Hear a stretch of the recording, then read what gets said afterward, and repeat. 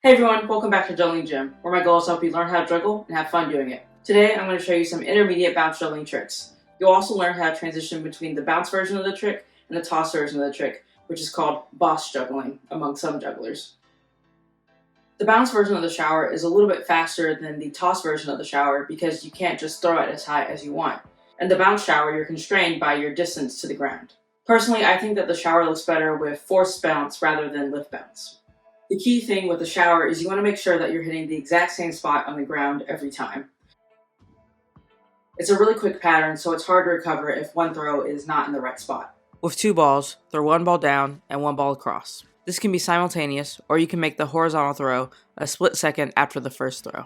I actually think it looks really cool when you juggle the bounce shower as fast as possible. To practice this, as soon as a ball hits your hand, you throw it immediately.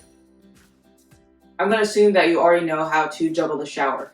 If you don't, then you can just check out this tutorial over here. In this tutorial, I'm going to focus on giving you bounce juggling specific tips for patterns that you already know, and then other tips about how to transition between the two. To transition between the bounce shower and the toss shower, the easiest thing is to do the bounce shower with one hand, so for me it'll be my right hand, and then do the toss shower with another hand, so for me it'll be my left hand. Watch the red ball. Instead of throwing it across, I throw it up.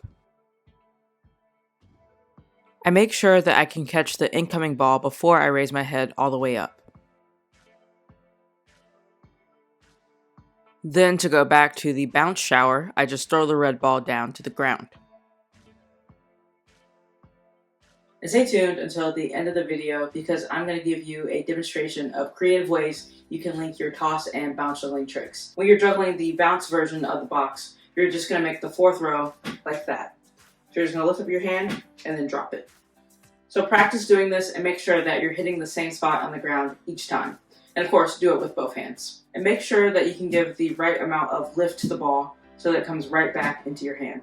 And you'll notice that my hand flips to catch the short pass and then it goes back down to make the long fourth throw. Practice this exercise so that you can get used to doing this hand flip. Throw the first ball down, then throw the red ball across and back, and then catch the first ball. Of course, you want to make sure to practice this on both sides. Then alternate which hand is doing the long throw and which hand is doing the horizontal throw. The ball in my right hand will be the ball that transitions between the bounce and the toss version.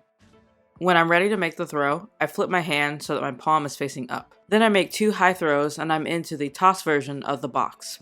To go back to the bounce version, make sure to wait a beat. Wait for the ball to hit the ground before you make the other long throw. First, you can start with a cascade, then you can go into a shower pattern, and then this will be really surprising to an audience because the balls are bouncing. Then maybe you go into a shower over here. Now we're in the box. Now we're in the box down here.